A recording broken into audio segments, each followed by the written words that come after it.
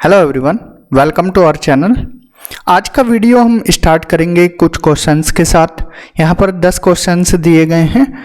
इनके बारे में हम यहाँ देखेंगे कितने क्वेश्चंस आपको आते हैं, और अगर नहीं आते हैं तो वीडियो में जैसे जैसे हम फर्दर मूव करेंगे आप सारे क्वेश्चंस के आंसर वन बाय वन देते चले जाओगे। तो आज का हमारा टॉपिक रहेगा the impact of explorations and discoveries, कि जो खोज वगैरह हुई थी या जो भी डिस्कवरीज हुई थी तो उनका क्या इम्पैक्ट पड़ा। ये ज्योग्राफी से रिलेटेड है कि ज्योग्राफी में क्या क्या डिस्कवरीज हुई थी, किन कंट्रीज़ को किसने खोजा था, और नेविगेशन से कैसे चीज़ों को पता लगाया। तो यही सब हम इस वीडियो में देखने वाले हैं। तो पहला क्वेश्चन है यहाँ पर, हु डिस्कवर्ड इंडिया। अब यहाँ पर डिस्कवर्ड का मतलब क्या है कि इंडिया की खोज किसने की। अब ऐसा तो है नहीं कि इंडिया पहली बार खोजा गया था। इंडिया का इतिहास तो 2500 BC से भी पुराना इतिहास रहा है। तो इंडिया को 1498 AD में किसने खोजा था, उसका नाम बताना है आपको कमेंट बॉक्स में। तो ऐसा क्या हुआ कि इंडिया इतना पुराना इतिहास है, तो फिर यहाँ पर 1498 AD में खोजा गया। इसके पीछे का रीज़न भी आप लिख सकते हो, ऐसा क्यों बोला जाता है। And who discovered Australia. Australia की खोज किसने की। क्या ऑस्ट्रेलिया पहले नहीं था बिल्कुल था, लेकिन फिर यहाँ पर हम क्यों लिखते हैं कि खोज की। या America, who discovered America. America की खोज किसने की, उनका नाम लिखना है। अमेरिका मैप पर तो था पहले भी, लेकिन उसको खोजा किसने वो भी अब आपको बताना है। Who discovered Iceland. आइसलैंड की खोज किसने की। Who produced map of the world that clearly indicated both north and south America. अब पहली बार वर्ल्ड मैप पर नॉर्थ अमेरिका और साउथ अमेरिका को किसने प्रदर्शित किया था, आपको ये सब भी बताना है कि नॉर्थ अमेरिका और साउथ अमेरिका को मैप पर किसने इंडिकेट किया था। Then who produce a heart shape map, कि दिल के आकार का मैप किसने बनाया था, आपको ये भी बताना है कि दिल के आकार का मैप, वर्ल्ड मैप किसने बनाया था, उनका नाम कमेंट बॉक्स में लिखना है। What was the name of ship of Magellan. Magellan जिन्होंने कि दुनिया का चक्कर लगाया था, उनके शिप का क्या नाम था, उनके जहाज का क्या नाम था। And who gave heliocentric concept of the universe. Heliocentric concept किसने दिया यूनिवर्स से रिलेटेड, जैसा कि हम अब तक पढ़ते आए हैं जियोसेंट्रिक। जियोसेंट्रिक में हमने क्या पढ़ा है कि पृथ्वी क्या होती है, सोलर सिस्टम के बीच में होती है, बाकी अदर सेलेस्टियल बॉडीज उसका चक्कर लगाती हैं। ये था जियोसेंट्रिक। एंड हेलियोसेंट्रिक में क्या है कि सन को सोलर सिस्टम का सेंटर माना गया है, एंड बाकी अदर सेलेस्टियल बॉडीज इसका चक्कर लगाती हैं। तो ये हेलियोसेंट्रिक कॉन्सेप्ट किसने दिया। And who prepared carta Marina, जो कि एक मैप का नाम है, new map of the world, ये किन्होंने प्रिपेयर्ड किया था, carta Marina. And Christopher Columbus, जिनको जाना जाता है यहाँ पर डिस्कवरीज में, इन्होंने क्या किया था ये भी बताना है। एंड इनका जन्म कहाँ पर हुआ, आपको ये भी बताना है। तो देखते हैं 10 में से आप कितने क्वेश्चंस का आंसर सही सही दे पाते हो। तो आगे बढ़ते हैं हम, लेकिन आगे बढ़ने से पहले हम एक क्विक रिवीजन करा देते हैं कि अब तक हमने आपको क्या क्या पढ़ाया है ज्योग्राफी के 28 लेक्चर्स में। तो स्टार्ट किया था हमने ग्रीक ज्योग्राफर से, बैकग्राउंड के साथ। ग्रीक ज्योग्राफर्स में हमने Homer, Thales, Anaximander, Hecataeus, Herodotus, Posidonius, Hipparchus, Plato, Aristotle, Alexander the Great आदि पढ़ाए थे। देन इसके बाद हमने रोमन्स स्टार्ट किए। रोमन्स में हमने Strabo, Ptolemy, Pomponius Mela, Pliny the Elder, इनके बारे में जाना था। तो ग्रीक एंड रोमन्स क्या है, एक तरह से नींव रखने का काम करते हैं। तो इसके बाद फिर हमने यहाँ पर डार्क एज पीरियड देखा था। डार्क एज में यूरोप में कोई डेवलपमेंट नहीं हो पाया था, यहाँ पर जीरो डेवलपमेंट बोल सकते हो। यूरोप में एक तरह से नील था। क्यों नहीं डेवलपमेंट हो पाया था, इसके पीछे के हमने रीज़न भी बताए थे। चेंज इन पावर हो गया था, सत्ता में बदलाव। सत्ता किसके हाथ में आ गई थी, सत्ता आ गई थी क्रिश्चियनिटी के हाथ में। क्रिश्चियनिटी मतलब जो फादर बोलते थे वही क्या है, मान्य रहता था। कोई आप साइंटिफिक क्वेश्चंस नहीं कर सकते थे। देन डार्क एज तो था यूरोप में, यहाँ पर यूरोप में था, लेकिन इंडिया एंड चाइना में क्या है डेवलपमेंट हो रहा था।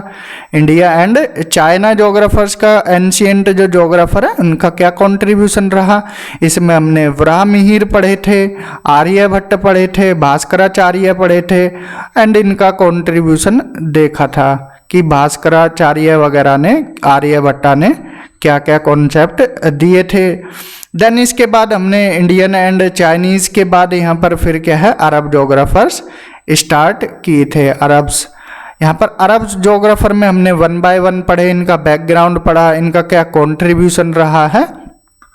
तो प्रीवियस लेक्चर में हमारे अरब जोग्राफर्स भी कंप्लीट हो गए थे। तो यहाँ हमारे 5 टॉपिक कंप्लीट होते हैं, Greek geographer, Roman geographer, dark age, Indian and Chinese, ancient geographer and Arab geographers. तो आज से हम स्टार्ट करेंगे डिस्कवरीज एंड एक्सप्लोरेशंस। तो यहाँ पर क्या है कि जो डार्क एज था यूरोप में, इसके बाद डार्क एज तो था, इसके बाद यूरोप में कैसे डेवलपमेंट हुआ, क्या डेवलपमेंट हुए और किन किन ने डेवलपमेंट किए, तो इन सब के बारे में हम इस वीडियो में देखने वाले हैं। तो ये वीडियो 2 पार्ट में है। पार्ट 1 में हम बेसिक इंट्रोडक्शन कराएंगे एंड सेकंड पार्ट में हम मार्को पोलो, कोलंबस, देन इनके अलावा जैसे मैगलेन और James Cook, Vasco da Gama, इन सब के बारे में हम विस्तार से देखेंगे। तो चलिए आज का वीडियो स्टार्ट करते हैं। The impact of explorations and discoveries. जैसा कि थोड़ा हम बैकग्राउंड बता देते हैं, डार्क एज पीरियड हमने पढ़ा था, यहाँ पर क्या है कोई डेवलपमेंट नहीं हो पाया था, कोई साइंटिफिक डेवलपमेंट नहीं हो पाया था यूरोप में। लेकिन इसके बाद जो 15th सेंचुरी थी, 15th सेंचुरी का स्टार्टिंग माना जाता है। इवन 14th सेंचुरी, यहाँ पर क्या है यूरोप में रिनासा पीरियड स्टार्ट हो गया था, एक तरह से पुनर्जागरण पीरियड बोला जाता है इसको, क्योंकि यहाँ पर जो डेवलपमेंट था फिर से क्या है स्टार्ट हो गया था। रिनासा क्या होता है, या पुनर्जागरण, कि किसी चीज का रीस्टार्ट हो जाना। जैसे इंडिया में भी फादर ऑफ रिनासा किसको बोला जाता है, राजा राम मोहन राय को। तो ऐसे ही यहाँ पर डेवलपमेंट स्टार्ट हो गया था। जो क्रिश्चियनिटी की पावर थी, मतलब वो थोड़ी डिक्लाइन होने लगी थी, साइंटिफिक क्वेश्चन से पूछने स्टार्ट हो गए थे। तो इस एरा को या इस एज को क्या बोला जाता है, एज ऑफ एक्सप्लोरेशन, या इसको एज ऑफ डिस्कवरी भी बोला जाता है, क्योंकि इस पीरियड में क्या है ज़्यादा से ज़्यादा खोज हुई थी। और इसका अगर टाइम पीरियड देखा जाए तो टाइम पीरियड इसका माना जाता है 15th सेंचुरी अर्ली, मतलब एक तरह से जो 15th सेंचुरी मतलब 1401 से लेकर ये क्या है 18th सेंचुरी तक इसका टाइम पीरियड माना जाता है। तो ये इसका टाइम पीरियड ऐसा बताया जाता है। तो इस पीरियड में क्या हुआ, यूरोपियंस ने क्या है चीज़ों को एक्सप्लोर करना स्टार्ट कर दिया था। एक्सप्लोर मतलब उन्होंने क्या है चीज़ों को यहाँ पर अपनी यूरोप से निकलकर, यूरोप से वो अदर कंट्रीज में जाने लगे थे, चाहे वो नेवी से जाने लगे हो, मैरीन रास्ते से, या लैंड रूट से। तो उन्होंने क्या है न्यू कंट्रीज़ को सर्च किया और न्यू प्लेसेस को ढूंढा, यहाँ पर ट्रेडिंग रूट्स का पता लगाया, और वेल्थ किस कंट्री की ज़्यादा थी। जैसे इंडिया है, पुराने टाइम में सोने की चिड़िया बोला जाता था। तो इंडिया यूरोपियंस को अट्रैक्ट करता था, और इंडिया की नॉलेज जैसा कि प्राचीन काल से ही सुप्रीम रही है, ज्ञान में इंडिया का नंबर हमेशा टॉप पर रहा है। तो ये क्या है इंडिया अट्रैक्ट करता था यूरोपियंस को, और यूरोपियंस क्या है यहाँ पर चीज़ों को, वर्ल्ड की चीज़ों को एक्सप्लोर करते थे।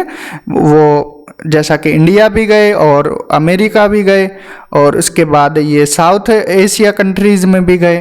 तो इन्होंने क्या है चीज़ों को एक्सप्लोर किया।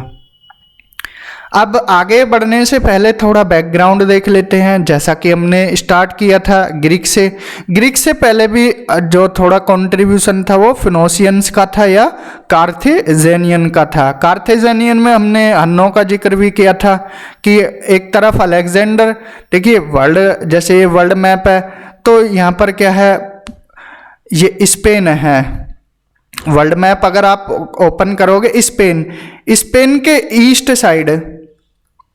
ईस्ट साइड कौन जाते हैं? अलेक्जेंडर जाते हैं। अलेक्जेंडर जैसा कि इंडिया या फिर एशिया माइनर कंट्रीज को जीतते हुए इंडिया की तरफ आते हैं। लेकिन हन्नो क्या है? हन्नो जाते हैं वेस्ट की तरफ, स्पेन से ये वेस्ट की तरफ मूव करते हैं। तो ग्रीक्स में पाइथियस का नाम गिना जाता है एक्सप्लोरेशंस में, और अलेक्जेंडर को इसलिए माना जाता है क्योंकि इन्होंने जो रूट का पता लगाया ग्रीक से, वो यहाँ पर एक रूट का पता लगाया। इसके बाद फिर रोमन्स आए, रोमन्स का भी कंट्रीब्यूशन रहा जिसमें स्ट्रैबो, टोल्मी वगैरह ने अपना कंट्रीब्यूशन दिया था। तो ये सब कंट्रीब्यूशन एंशिएंट जो ज्योग्राफर रहे थे, चाहे वो फिनोशियंस रहे, कार्थेजेनियन रहे, ग्रीक रहे या फिर रोमन्स रहे, तो उन्होंने क्या है, देखिए पाइथीज जो हैं, पाइथीज ब्रिटेन के आसपास या नॉर्थ सी के आसपास इन्होंने क्या है चीज़ों को खोजा था। यहाँ पर नॉर्थ सी के आसपास की चीज़ों को इन्होंने सर्च किया था। और अलेक्जेंडर किधर की तरफ आए थे? अलेक्जेंडर आए थे इंडिया की तरफ। तो फिनोशियंस, कार्थेजेनियन, ग्रीक, रोमन्स के बाद फिर क्या है, यहाँ पर नॉर्समैन का नाम आता है। नॉर्समैन जिन्होंने डिस्कवर्ड किया था किसको? आइसलैंड को। जैसा कि हमने क्वेश्चंस पूछा था, who discovered Iceland and Greenland, तो ये नॉर्समैन ने डिस्कवर्ड की थी आइसलैंड की खोज 1867 में और ग्रीनलैंड की 982 AD में की गई थी। तो यहाँ पर रिनासा पीरियड स्टार्ट हो गया था यूरोप में 14th सेंचुरी से लेकर 17th सेंचुरी तक। देखिए यहाँ पर कुछ डाउट लगता है कि इनका लाइफ टाइम इतना ज़्यादा कैसे रहा होगा, 867 AD से लेकर 982 AD तक। शायद ये आप करेक्ट कर लेना, नॉर्समैन ने आइसलैंड की खोज की थी और ग्रीनलैंड की खोज किसने की थी, ये टाइम पीरियड आप एक बार सर्च करके देख सकते हो। और अगर आपको कहीं मिलता है तो आप कमेंट बॉक्स में ये बता सकते हो। तो रिनासा पीरियड यूरोप में 14th सेंचुरी से 17th सेंचुरी तक चला, जिसमें न्यू डेवलपमेंट हुए। यहाँ पर साइंटिफिक चीज़ों की बात होने लगी, टेक्नोलॉजी का डेवलपमेंट होने लगा।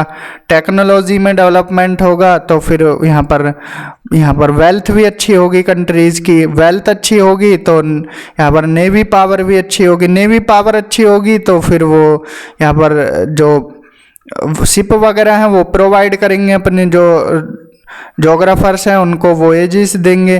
तो ये क्या है, शिप प्रोवाइड करेंगे तो वो हेल्प करेंगे फिर उन जोग्राफर्स को एक्सप्लोर करने में। तो यहाँ पर प्रेस का इन्वेंशन भी हुआ 1450s में। प्रेस से क्या है, जो उनकी राइटिंग्स थी वो प्रिंट होने लगी थी और एक तरह से यहाँ भी क्रांति की गई थी। ये था थोड़ा सा बैकग्राउंड। इम्पोर्टेंट पर्सनैलिटीज देख लेते हैं कौन कौन सी पढ़ेंगे हम। नॉर्समैन, प्रिंस हेनरी का और यहाँ Wolsey Müller, ESPN, Vasco da gamma, James cook, Columbus, Copernicus, Marco Polo, Newton, Magellan, marketer, Kepler, Galileo and Edward right. इन्होंने जो जो बातें बोली वन बाय वन हम यहाँ पर देखेंगे, आगे बढ़ेंगे और इनके बारे में जो चीज़ें इम्पोर्टेंट है वो आपको नोट डाउन भी कराएंगे। तो जैसा कि इतिहास में भी अगर देखा जाए तो इंसान जो मानव है, मानव हमेशा कैसा रहा है, मानव हमेशा एक जगह पर टिका नहीं है, हलचल करता रहता था। अगर आप आदि मानव को भी देखोगे, स्टार्टिंग हुई थी वो क्या है, हलचल करते रहते थे, एक जगह से दूसरी जगह जाते रहते थे, कभी खाने की खोज में, पानी की खोज में। तो हमेशा इंसान क्या रहा है, वंडरर रहा है, सर्चर मतलब चीज़ों को खोजता रहा है एंड एक्सप्लोरर रहा है। यहाँ पर एक जगह से मूवमेंट किया है और चीज़ों को खोजा है और एक्सप्लोर किया है। अगर 700 BC की बात की जाए, जैसा कि हमने ज्योग्राफिकल थॉट जब स्टार्ट किया था वहाँ फिनोशियंस के बारे में बताया था कि फिनोशियंस ने क्या है, न्यू लैंड को खोजा, उनके साथ क्या है ट्रेड किया और ट्रेड कर वहाँ पर वो व्यापार करते थे। जो एक जैसे एरिया ए है और एरिया बी से क्या है ट्रेड करते थे। फिर यहाँ पर एरिया सी, एरिया डी तो ये आपस में यहाँ पर क्या है, एक दूसरे से चीज़ों को लेते थे और यहाँ पर फिर न्यू लैंड की सर्च करते रहते थे। मेडिटेरेनियन सी के आसपास, भूमध्य सागर के आसपास जमीन जो भी न्यू लैंड्स थी उनको सर्च करते रहते थे। किसके लिए? व्यापार के लिए। और 470 BC के आसपास ईसा पूर्व हन्नो क्या है, जो कि कार्थिजेनियन था, उसने एक लार्ज फ्लीट के साथ किधर की तरफ मूव किया? सीरिया लियोन की तरफ। आपको मैप में दिखा देते हैं। ये सीरिया लियोन अफ्रीका में एक कंट्री है और हन्नो ने कहा है ग्रीक, यहाँ से इस वाले पार्ट में था वो ग्रीक के आसपास। तो यहाँ से वो क्या मूव किए? किसकी तरफ? सीरिया लियोन की तरफ। ठीक है, इधर तो मूव यहाँ से नहीं कर सकते थे, प्रेजेंट टाइम में तो आप यहाँ से पास कर सकते हो। कौन सी नहर है यहाँ पे? सुएज कैनाल है। अब सुएज कैनाल कब खोली गई थी? 1869 में। तो ये भी आप नोट डाउन कर सकते हो। लेकिन जब पहले रास्ता क्या था? मेडिटेरेनियन सी से फिर यहाँ पर ये कौन सा स्ट्रेट है? ये स्ट्रेट ऑफ जिब्राल्टर है। जिब्राल्टर से निकल के जाते थे, स्ट्रेट ऑफ जिब्राल्टर। तो इसको पार करके फिर ये सीरिया लियोन तक गए। कौन? हन्नो। जैसा कि हमने बताया था, हन्नो क्या है? स्पेन से ईस्ट की साइड इन्होंने मार्च किया था, सॉरी वेस्ट की साइड इन्होंने मार्च किया था, ईस्ट की साइड अलेक्जेंडर ने मार्च किया था। तो ये था हन्नो के बारे में। और हन्नो सीरिया लियोन से क्या वापस लाए थे? गोरिल्ला की टेल्स लेकर आए थे। 330 BC के आसपास फिर पाइथीज आए। पाइथीज जिन्होंने सेल्ड किया, किधर की तरफ गए? वो ब्रिटेन और नॉर्थ सी, जो कि नॉर्थ सी कहाँ पर है? डेनमार्क और यूके के पास में है। यहाँ पर मैप में देखते हैं, ये देखिए ये क्या है? यूके है। अब यूके और यहाँ पर क्या है? नॉर्थ सी है। नॉर्थ सी ये आप नोट डाउन कर सकते हो। मैप भी आप अपने साथ ओपन कर के रख सकते हो। तो डेनमार्क और यूके के बीच में नॉर्थ सी और ये यूके है। तो यहाँ पर कौन गए? पाइथीज गए। पाइथीज जो कि एक क्या है? ग्रीक ज्योग्राफर रहे हैं। इनका भी ज्योग्राफी में कंट्रीब्यूशन रहा है। देन इसके बाद जो इम्पोर्टेंट एक्सप्लोरेशन है वो अलेक्जेंडर का आता है। जैसा कि हम इतिहास में भी पढ़ते हैं, 330 से लेकर 323 BC तक इनका ये जो ट्रैवलिंग टाइम पीरियड था वो चला। और ये पर्शिया से होते हुए इंडिया की तरफ मूव किए। इन्होंने डिफरेंट रूट्स को एक्सप्लोर किया था, डिफरेंट रूट्स के बारे में बताया। यहाँ ग्रीस से चलते हुए ये टर्की, एशिया माइनर, ये वाला पूरा पार्ट को जीतते हुए, ईरान को जीतते हुए फिर किधर की तरफ मूव किए थे? ये इंडिया की तरफ मूव किए थे। यहाँ पर आपको समझा देते हैं। जैसे ये ग्रीस है, यहाँ से अलेक्जेंडर चले थे। अलेक्जेंडर टर्की वाले एरिया को, जिसको कि एशिया माइनर एरिया बोला जाता था, एशिया माइनर को जीतते हुए ईरान वाले एरिया को जीते और अफगानिस्तान वाले एरिया को जीतते हुए फिर ये क्या मार्च किए इंडिया की तरफ। लेकिन इंडिया में ये आगे नहीं बढ़ पाए क्योंकि इनकी सेना थक चुकी थी। तो यहाँ से ही ये क्या है? वापस हो गए थे। तो इन्होंने न्यू यहाँ पर रूट्स को फाइंड किया था। न्यू रूट्स को फाइंड करने के बाद फिर ये बेबीलोन में जाकर इनकी डेथ हो गई थी। देन इसके बाद फर्स्ट एंड सेकंड सेंचुरी में BC में रोमन्स आते हैं। रोमन्स ने क्या है? अपने एम्पायर को, अब यहाँ पर जो ग्रीक्स की सत्ता थी वो अब किसके हाथ में आ गई थी? पावर चेंज होकर अब रोमन्स के हाथ में आ गई थी। रोमन्स ने अपनी टेरिटरी को एक्सपेंड किया एंड वो अपनी टेरिटरीज को कहाँ तक ले गए थे? नाइल रिवर तक ले गए थे। नाइल रिवर, बाल्टिक सी और यूरोप के वेस्टवर्ड साइड तक ले गए थे। तो यहाँ पर अफ्रीका में नाइल रिवर तक वो ले गए थे कौन? रोमन्स। और ऊपर यहाँ बाल्टिक सी तक। देन इन्होंने अपनी टेरिटरीज को रोमन्स ने क्या है? एक्सपेंड किया था। इसके बाद फिर जैसा कि हमने देखा है, नॉर्समैन ने क्या है? डिस्कवर्ड किया आइसलैंड 1867 में। यहाँ पर हम पहले ही बता चुके हैं, आप इसको एक बार सर्च कर सकते हो क्योंकि नॉर्समैन का लाइफ टाइम पीरियड इतना तो रहा नहीं होगा क्योंकि यहीं 25 के आसपास का डिफरेंस आपको दिखाई दे रहा है, 115 के आसपास। And finally they reaching the mainland of north America about 4 years later. उसके बाद ये नॉर्थ अमेरिका के छोर तक भी नॉर्समैन गए थे। तो यहाँ पर आइसलैंड देख लेते हैं, आइसलैंड किधर है। तो नॉर्समैन कहाँ पर, ये वाले एरिया में गए थे, आइसलैंड एंड ग्रीनलैंड वाले एरिया में। और ये गए थे कहाँ तक, नॉर्थ अमेरिका की बाउंड्री तक भी। देन आगे मूव करते हैं। इसके बाद फिर नॉर्थ, यहाँ पर अरब जो जोग्राफर्स थे इन्होंने ट्रेडिंग स्टार्ट की थी। और अरब लोगों ने क्या है यहाँ पर ईस्ट की तरफ ज़्यादा ध्यान दिया। स्पेन से वो किधर की तरफ आए, इंडिया की तरफ मूव किए। इंडिया, मलेशिया, इंडोनेशिया, चाइना, इन्होंने क्या है ईस्ट की तरफ ज़्यादा फोकस किया।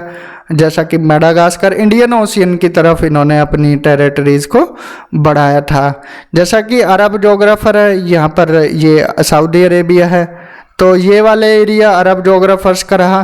तो इनका फोकस मोस्टली किधर रहा, इंडिया की तरफ इनका फोकस रहा था। इंडिया हो या फिर ये साउथ ईस्ट एशिया कंट्रीज हों, तो इनका मोस्टली फोकस यहाँ पर रहा था। Arabian Sea, Bay of Bengal या इंडियन ओशियन के आसपास तक इनका एरिया रहा था, जिसमें इम्पोर्टेंट ट्रैवलर इब्न बतूता आते हैं।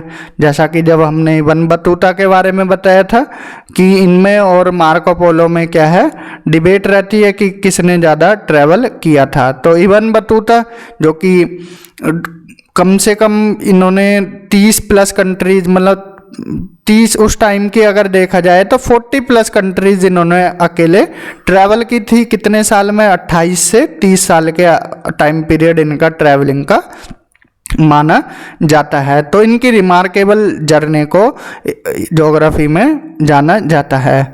इसके बाद बुद्धिस्ट मिशनरीज थे, वो इंडिया से चाइना आते थे, चाइना से इंडिया जाते थे। तो ये आना जाना लगा रहता था। कौन से एरिया से, ये टकलामकान डेजर्ट है, इस रास्ते से होकर ये यहाँ पर ट्रैवल कर रहे थे, एक्सपोर्ट इंपोर्ट करते थे। इसको क्या है, जेड रूट भी बोला जाता था। जेड जैसा कि एक मिनरल है, और यहाँ पर जेड के बदले में ये क्या कैरी करते थे, एक्सचेंज करते थे सिल्क को। तो ये इंडिया से क्या है, चाइना, ये इंडिया से चाइना, ये टकलामकान डेजर्ट है, टकलामकान से होते हुए ये क्या है, यहाँ से आते थे और ट्रैवल करते थे। तो जेड जो कि एक मिनरल है, और बदले में क्या है, ये सिल्क जो कि रेशम है, रेशम का इंपोर्ट यहाँ से रेशम ले जाते थे इंडिया से, और वहाँ से क्या है, जेड मिनरल का एक्सपोर्ट करते थे। तो इंपोर्ट एक्सपोर्ट इनका आपस में चलता रहता था। तो exploration, discovery, scientific inventions and scholarly work of Arabs provided a new and more realistic picture of Arab world as also of the other nation. तो अरब जो जोग्राफर रहे हैं उनका साइंटिफिक इन्वेंशन रहा है, एक्सप्लोरेशन, उन्होंने भी खोज की है। जैसे कि हमने बताया था मानसून, क्लाइमेटिक रीजन्स, इन सब के बारे में किसने बताया, अरब जोग्राफर्स ने ही बताया था। फर्स्ट क्लाइमेटिक मैप किसने बनाया था, ये कमेंट बॉक्स में आप इसका आंसर दे सकते हो। हमने जैसा कि पढ़ाया था और इनका नाम बताया भी था। देन इसके बाद मार्को पोलो का एडवेंचर रहा है इनका सेंट्रल एशिया और चाइना वाले एरिया में। क्या है, यहाँ पर इन्होंने न्यू चीज़ों को बताया था, न्यू चीज़ों के बारे में जानकारी दी थी। इसके बाद फिर रिनासा पीरियड है यूरोप में। यहाँ पर क्या है, जो न्यू चीज़ें थी उन्होंने गति प्रदान कर ली थी। जैसा कि हमने बताया टेक्नोलॉजी में इम्प्रूवमेंट हुआ, तो न्यू शिप्स बने, नेवल पावर बढ़ी। तो जोग्राफर्स को क्या है, जो वहाँ के क्वीन या किंग होते थे या शासक होते थे, वो हेल्प प्रोवाइड करते थे कि जाइए आप चीज़ों को एक्सप्लोर कीजिए, फाइनेंशियली हेल्प हमारी तरफ से भरपूर मिलेगी। देन जैसा कि हमने देखा है टोलमी की बुक है ज्योग्राफी, जिससे काफ़ी जोग्राफर्स ने सीखा है। इसका ट्रांसलेशन भी हुआ है टोलमी की ज्योग्राफी का। इसका अरबी में अनुवाद किसने किया था, ये हमने बताया था। एक बार और बता देते हैं, इसका अरबी में अनुवाद किसने किया था, ख्वारिज़मी ने, ख्वारिज़मी एंड अल बट्टानी, इन दोनों ने क्या है जो टॉलमी की द ज्योग्राफी बुक थी, इसका अरबी में अनुवाद किया है। यहाँ से क्वेश्चन लगते हैं कि अरबी में अनुवाद किसने किया है टॉलमी की बुक का, तो अलबट्टानी और ख्वारिज़मी ने किया था। तो उनकी बुक को फिर अरबी से फिर यहाँ पर लैटिन भाषा में भी ट्रांसलेट किया जाता है 1406 के आसपास। और क्योंकि इनकी बुक काफ़ी इम्पोर्टेंट थी तो उसको प्रिजर्व करके रखा था लाइब्रेरी में, जो कि इस्तांबुल की एक जगह है बाइजेंटियम, वहाँ पर इसको क्या है प्रिजर्व करके रखा हुआ था। इसके बाद इसको कहाँ लाया गया, इटली लाया गया, इटली में लाके इसको लैटिन भाषा में ट्रांसलेट किया गया। और प्रिंटिंग का इन्वेंशन जैसा कि हमने बताया 1450s में हुआ। यहाँ पर बुक की कॉपीज़ होने लगी, रिकंस्ट्रक्शन होने लगा मैप का, और प्रिंटिंग होने लगी कहाँ पर, बोलोगना, रोम और उल्म में। तो इससे क्या है जो स्कॉलर्स थे उनको क्या है काफ़ी मतलब उनको काफ़ी हेल्प मिली। जैसा कि किसी की बुक है उसकी प्रिंटिंग करा के आप पढ़ लीजिए, या आपकी बुक है उसको प्रिंट करा के आप मार्केट में भेज दीजिए, इससे बाकी अदर्स को भी हेल्प मिलेगी। तो there were definite improvements in the art of navigation including wide adoption of magnetic compass. यहाँ पर मैग्नेटिक कंपास का अडोप्शन किया गया। इसके बाद फिर जो वर्ल्ड में एक्सप्लोरेशन चल रहे थे उसमें लोग जो जोग्राफर्स हैं उन्होंने इंटरेस्ट लिया, मैपिंग करने लगे और जोग्राफिकल डिस्क्रिप्शन, जोग्राफी के बारे में यहाँ पर चीज़ों को डिस्क्राइब करने लगे। मैप बनाए हैं, जैसा कि वोल्सी मूलर ने एक मैप बनाया है। तो वोल्सी मूलर का कैसा मैप था, इन्होंने इंडिकेट किया है नॉर्थ अमेरिका और साउथ अमेरिका को भी अपने मैप में। कब बनाया था, 1507 में। इस मैप को देख लेते हैं। ये मैप है किसके द्वारा, वोल्सी मूलर के द्वारा।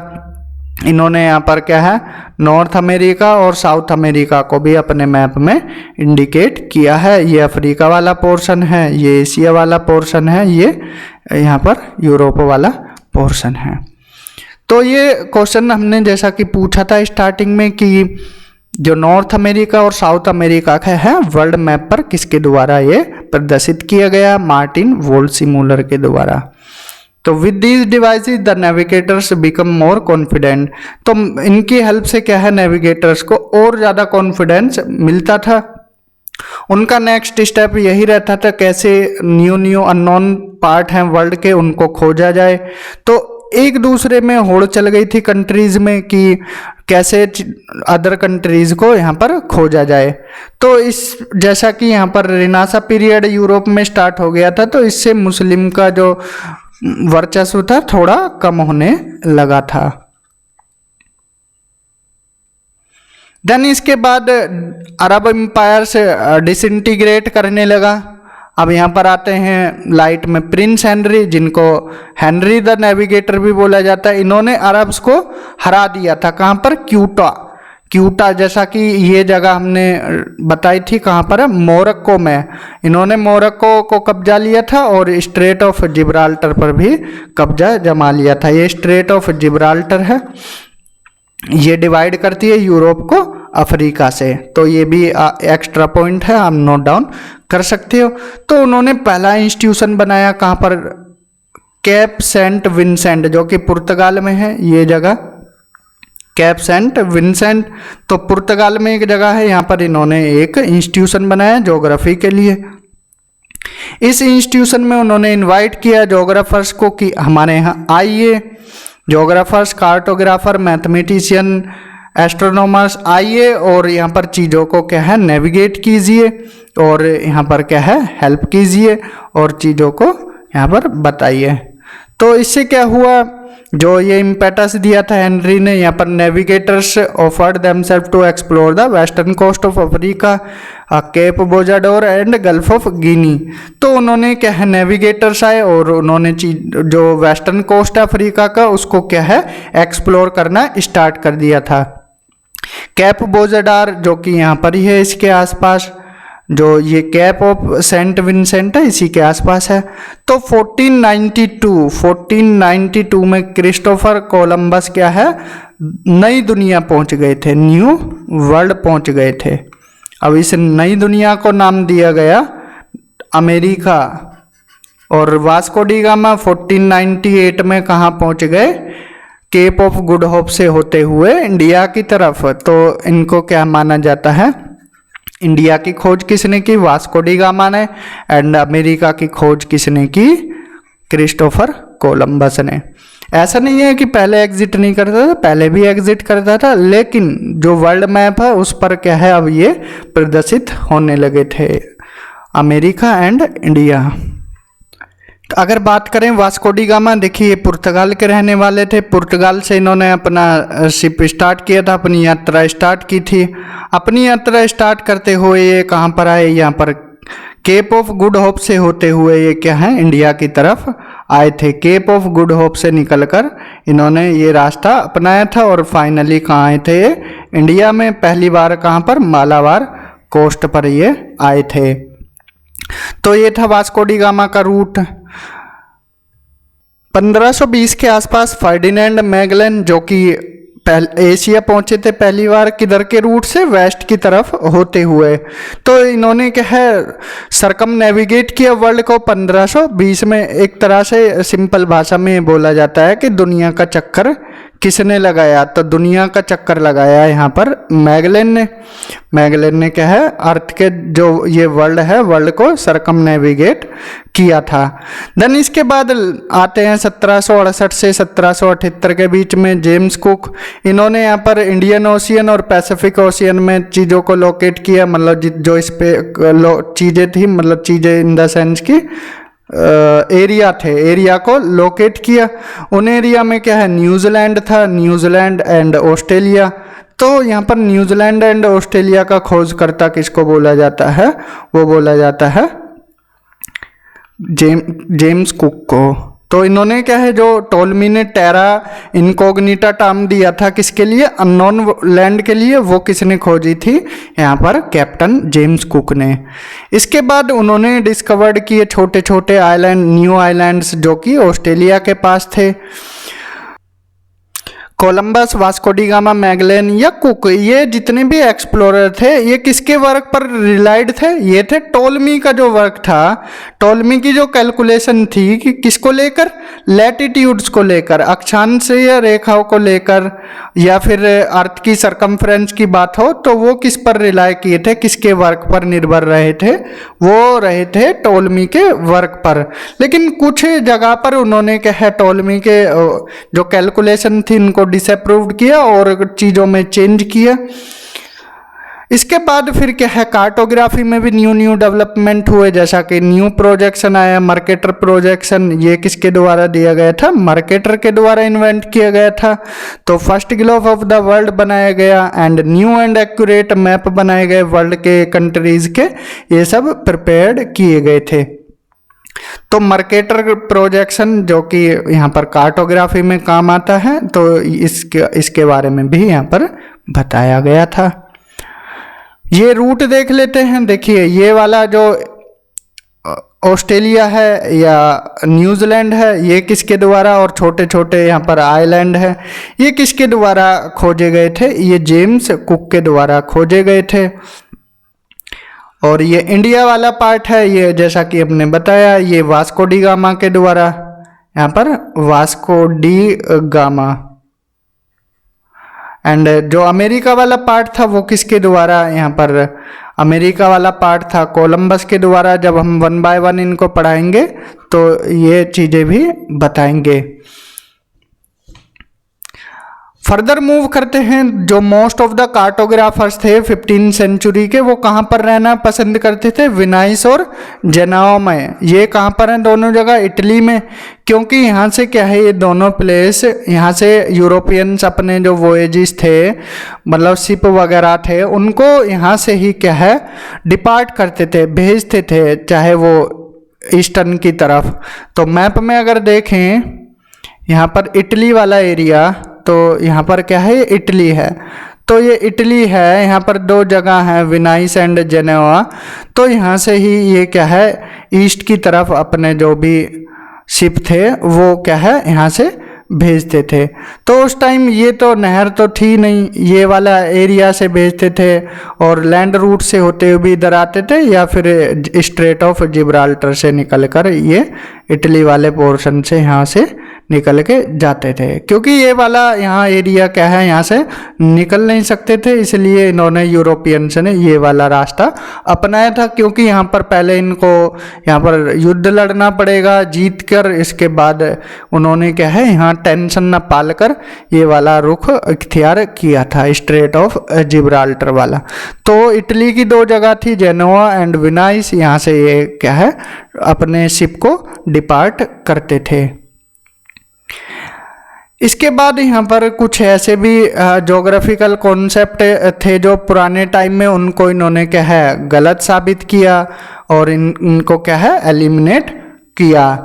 जैसा कि the coast of Pacific Ocean है अब डिटरमाइन हो गई थी, एंड जो अर्थ की शेप थी वो फाइनलाइज कर दी थी। मतलब अर्थ की शेप पर यहाँ पर जो मैप था वो ड्रॉ किया था कि पैसिफिक ओशियन किधर है, और अर्थ की शेप को भी फाइनलाइज कर दिया था। पहले किसी ने सर्कुलर बोला था, किसी ने बोला था, ये होमर ने बोला था। फिर थेल्स ने क्या है डिस्क शेप में बताया कि अर्थ कैसी है डिस्क शेप में। फिर यहाँ पर स्फेरिकल बताया, जो अरिस्टोटल प्लेटो थे इन्होंने क्या है स्फेयर बताया। लेकिन फाइनली अर्थ की शेप को क्या है फाइनलाइज कर दिया गया। इसके बाद फिर क्या है जैसे जैसे टाइम गुजरता गया और स्ट्रैंड चीज़ें खोजी गई, और इसके बाद फिर 15 सेंचुरी में आते आते स्कॉलर्स ने क्या है जो अर्थ को ये भी बताया था कि अर्थ क्या है यूनिवर्स का सेंटर है, मतलब सोलर सिस्टम का सेंटर है, और बाकी अदर सेलेस्टियल बॉडीज इसका चक्कर लगाते हैं। इस कॉन्सेप्ट को भी एलिमिनेट कर दिया। और इसके बाद आई हेलियोसेंट्रिक आइडिया, मतलब हेलियोसेंट्रिक थ्योरी किसके द्वारा दी गई, पोलिस स्कॉलर निकोलस कोपरनिकस के द्वारा। नाम याद रखना है, ये क्वेश्चन पूछा था हमने स्टार्टिंग में। तो कोपरनिकस ने बताया कि सन सोलर सिस्टम के सेंटर में, बाकी अदर सेलेस्टियल बॉडीज इसका एलिप्टिकल ऑर्बिट में चक्कर लगाती हैं। ये एलिप्टिकल ऑर्बिट में चक्कर लगाती हैं, ये चीज़ें किसने बताई थी, तो ये अभी आगे चलकर केपलर का नाम आएगा। तो केपलर के द्वारा ये चीज़ें बताई गई थी। फिजिक्स में केपलर के 3 लॉ पढ़े जाते हैं, केपलर ने यही चीज़ें बताई थी। तो ये कोपरनिकस ने हेलियोसेंट्रिक कॉन्सेप्ट दिया और केपलर ने बताया कि एलिप्टिकल ऑर्बिट में राउंड करते हैं। इन 1618 केपलर ने क्या प्रूव किया था कि प्लैनेटरी मोशन के बारे में, कि जो प्लैनेट हैं वो चक्कर लगाते हैं, वो उनका जो ऑर्बिट होता है कैसा होता है एलिप्टिकल ऑर्बिट होता है, ना कि सर्कुलर। तो एलिप्टिकल ऑर्बिट के बारे में किसने बताया, केपलर ने। देन गैलीलियो ने इनको सपोर्ट किया, मतलब इनका जो कॉन्सेप्ट था उसको प्रूफ किया, जो कोपरनिकस का कॉन्सेप्ट था हेलियोसेंट्रिक का, कि सन बीच में और बाकी इधर सेलेस्टियल बॉडीज इसका चक्कर लगाती हैं। देन न्यूटन के ऊपर सेब गिरा था कब, 1686 में। सेब गिरा मतलब कि लॉ ऑफ ग्रेविटेशन उन्होंने प्रेजेंट किया था कब, जब एप्पल से मतलब एप्पल ट्री से उनके ऊपर सेब गिरा था। उसके बाद ग्रेविटेशन की खोज की, उसके बाद उन्होंने 3 लॉ दिए लॉ ऑफ ग्रेविटेशन के। देन इसके बाद साइंटिफिक रिवॉल्यूशन होने लगे एंड साइंस की डिफरेंट ब्रांचेस बनने लगी, अलग अलग नेमिंग होने लगी, जैसे physical science, biological science, social science. तो अलग अलग इनकी क्या है डिवीज़न होने लगा। प्रिंटिंग मशीन जैसा कि हमने बताया इन्वेंट हुई, फिर बुक पब्लिश्ड हुई यहाँ पर, और न्यू बुक पब्लिश्ड हुई, और जो न्यू लैंड डिस्कवर हुई थी उनको बुक में पब्लिश्ड किया जाने लगा। एंड इसके बाद जो मैन है उसको किसके साथ, फिजिकल एनवायरनमेंट के साथ रिलेट किया जाने लगा, कि जो पीपल होते हैं वो फिजिकल एनवायरनमेंट से क्या है अफेक्ट होते हैं, इन्फ्लुएंस होते हैं। जैसा कि हमने जब अरब जोग्राफर्स पढ़ाए थे बताया था कि उन्होंने बताया कि जो मैन है, जैसा कि हमने लास्ट में पढ़े थे, लास्ट वाले जो अरब जोग्राफर्स थे उन्होंने बताया था कि कैसे फिजिकल एनवायरनमेंट इन्फ्लुएंस करता है मैन को। सेबेस्टियन मंस्टर, क्लूवियस एंड कारपेंटर ने क्या किया, जो जोग्राफिकल राइटिंग्स थी इनको न्यू डायमेंशन दी। इसके बाद फिर जो एक्सप्लोरेशन का इम्पैक्ट था या डिस्कवरीज का इम्पैक्ट था वो किस पे पड़ा, मैप मेकिंग पर। 1500 एडी में क्या है, जुआन डी ला कोसा ने एक मैप ड्रॉ किया था। उसमें क्या है, उन्होंने जो ऑब्जर्वेशन थी किसकी, कोलंबस की, 3 वॉयजेस मतलब 3 जो यात्रा थी कोलंबस की, उनके बारे में बताया। एंड और जो जॉन कोबोट का जो वॉयज था नॉर्थ अमेरिका के लिए, उसको ड्रॉ किया किस पर, मैप पर। किसने, जुआन डी ला कोसा ने।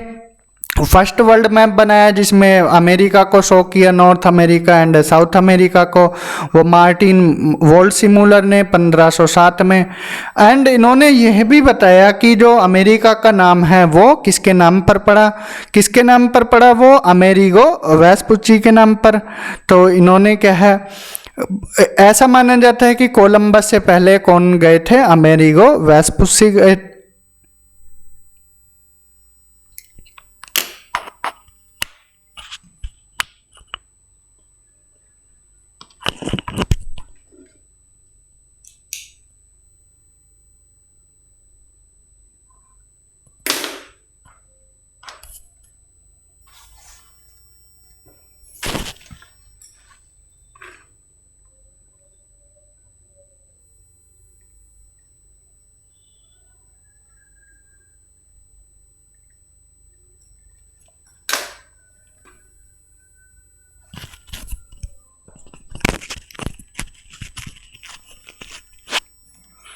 ऐसा माना जाता है कि कोलंबस से पहले अमेरिगो वेस्पुची गए थे, कहाँ पर, ये अमेरिका वाले पार्ट में। तो इन्होंने इसके बारे में बताया और मतलब यहाँ पर पहुँचे थे तो वोल्सिमुलर ने यही बताया कि जो अमेरिका नाम है इनके नाम पर ही पड़ा। देन इसके बाद as a result of the decision by Waldseemüller, the new continent was not named after the European who first reported seeing it। तो उसके बाद से जो न्यू कॉन्टिनेंट की खोज होने लगी वो किसके नाम पर, यूरोपियन जो कि पहले रिपोर्ट करते थे उनके नाम पर नहीं पड़ने लगा। तो ये नाम अमेरिगो, अमेरिका का नाम जो पड़ा है वो अमेरिगो के नाम पर पड़ा है। तो न्यू मैप में इन्होंने क्या है, जो किसने प्रिपेयर किया था, वोल्सिमुलर ने, जिसका नाम दिया Carta Marina. It was no way more useful for navigation than the other maps of this period that were made on the portolano principle of design. हालांकि वो जो उनका मैप था कार्टा मैरिना, वो जो प्रिपेयर किया गया था वोल्सिमुलर द्वारा, वो नेविगेशन में उतना यूजफुल नहीं हुआ। एक्सप्लोरर्स ने फिर ये चीज़ फाउंड की, अगर वो मैप को फॉलो करेंगे, उनकी लाइंस को फॉलो करेंगे, देन वो अपनी डेस्टिनेशंस को भी पता कर सकते हैं। और अगर मैप की जो उनकी लाइंस हैं वो गलत हो गई तो वो अपनी डेस्टिनेशन पर नहीं पहुंच पाएंगे जो वो एक्सपेक्ट करते थे। इसके बाद पीटर एस्पियन ने हार्ट शेप मैप दिया था। ये पीटर एस्पियन द्वारा बनाया गया मैप है, पीटर एस्पियन। अगर सवाल आए हार्ट शेप मैप किसने बनाया था तो नाम आ जाएगा पीटर एस्पियन का। इस मैप पर इन्होंने डिस्टेंस एंड डायरेक्शन को क्या किया, डिस्टोर्ट किया। और ये प्रॉब्लम फिर जो ओवरकम की गई वो किसके द्वारा की गई, मर्केटर के द्वारा, जिन्होंने डिज़ाइन किया था मर्केटर प्रोजेक्शन। मर्केटर प्रोजेक्शन कब डिज़ाइन किया गया, 1569 में। इससे क्या है, हेल्प मिली किसको, नेविगेटर्स को, जो प्रॉब्लम्स आ रही थी उनको, उसके लिए परफेक्ट सॉल्यूशन मिला था। एंड मर्केटर प्रोजेक्शन में क्या है, जो कॉन्टिनेंट्स का शेप था, हालांकि वो कैसा था, डिस्टोर्टेड था। एंड जो हायर लैटिट्यूड्स थे वो भी परफेक्ट नहीं थे। जैसा फॉर एग्जांपल ग्रीनलैंड को लार्ज दिखाया गया है इंडियन सब कॉन्टिनेंट से, लेकिन रियलिटी में ऐसा नहीं है। इसके बाद फिर 1599 में एडवर्ड राइट आते हैं, उन्होंने ट्रिग्नोमेट्रिक टेबल्स दिए और इसके बाद पॉसिबल हो पाया, उन्होंने जो मार्केटर का प्रोजेक्शन है उसको रिप्रोड्यूस किया था एडवर्ड राइट ने। तो ये मैप पीटर एस्पियन द्वारा बनाया गया था। देन इसके बाद एम्स्टर्डम, जो कि नीदरलैंड की कैपिटल है अब प्रेजेंट में, वो मेजर सेंटर बन गया था एटलस और वॉल मैप्स का। तो ये काफ़ी पॉपुलर हुआ कब, जो एटलस और वर्ल्ड मैप है कब 17 सेंचुरी में। उसके बाद एटलस की प्रिंटिंग होने लगी, वॉल मैप्स डिफरेंट स्केल के पॉपुलर हो गए फ्रांस और इंग्लैंड में। देन इसके बाद फ्रांस में जो फर्स्ट प्रोड्यूसर थे एटलस के उनका नाम है निकोलस सैनसोन डी एबीविले। तो ये नाम याद रखना है, जिन्होंने क्या किया, फाउंड किया डायनेस्टी ऑफ कार्टोग्राफर्स, जिन्होंने क्या है प्रोड्यूस किए मैप और एटलसिस। एक कम से कम 1 शताब्दी तक ये पूरा प्रोसेस चलता रहा। एटलस और मैप पर फोकस ज़्यादा रहा फ्रांस में 17वीं सेंचुरी में।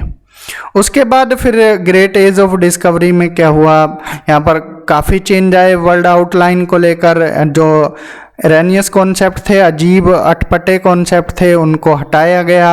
अर्थ की शेप साइज को बताया गया, फिर डायमेंशन दी गई अर्थ की शेप कैसी है। और फाइनली फिर क्या हुआ, न्यू थ्योरीज आई अर्थ के ओरिजिन को लेकर, कॉन्टिनेंट्स को लेकर, मेन नेचर के रिलेशनशिप को लेकर न्यू थ्योरीज अडॉप्ट होने लगी थी। देन क्लासिकल कार्टोग्राफी की डिस्कवरी हुई यहाँ पर 15th एंड 16th सेंचुरी में, इसका एक्सपेंशन हुआ। एंड जो यूरोपियन एक्सप्लोरर्स थे या स्कॉलर्स थे वो अपने आप को क्या है अब ज्योग्राफर बोलने लगे थे। तो कॉस्मोग्राफी टर्म आया यहाँ पर, डिफरेंट देख लेते हैं कॉस्मोग्राफी, ज्योग्राफी, और कोरोग्राफी में क्या अंतर होता है। तो कॉस्मो जैसा कि नाम से ही पता लग रहा है किससे रिलेटेड होगा, यूनिवर्स से, ब्रह्मांड से। ये एक तरह से क्या है डिस्क्रिप्टिव स्टडी है ग्लोब की और यूनिवर्स की। तो इसको बोलते हैं कॉस्मोग्राफी, जिसमें किसका कौन सा वर्क यूज़ किया जाता है, टॉलमी का एंड स्ट्रैबो का। इसके बाद ज्योग्राफी को जैसा कि हम जानते हैं इसको अलग डिफाइन करके बताया जाने लगा कि ज्योग्राफी कॉस्मोग्राफी में आती है, कोरोग्राफी में आती है। तो कॉस्मोग्राफी जैसा कि कॉस्मोस का डिस्क्रिप्शन, यूनिवर्स का डिस्क्रिप्शन, इसमें environment, biology, cartography, geography, geophysics and anthropology आया जाता है।